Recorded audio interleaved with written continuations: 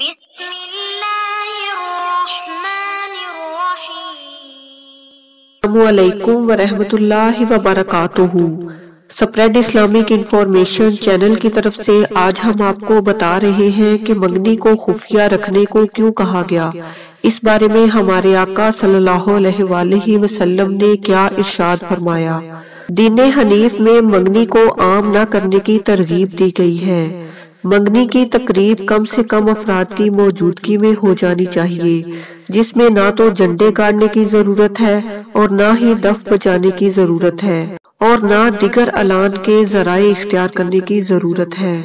حضور صلی اللہ علیہ وآلہ وسلم کا ارشاد گرامی ہے کہ نکاح کا اعلان کرو اور منگنی کو خفیہ رکھا کرو۔ عزیز ناظرین، ہمیں منگنی کو خفیہ رکھنے کی ہدایت کی گئی ہے، لہٰذا ہمیں اس ہدایت پر عمل کرنا چاہیے۔ السلام علیکم ورحمۃ اللہ وبرکاتہ۔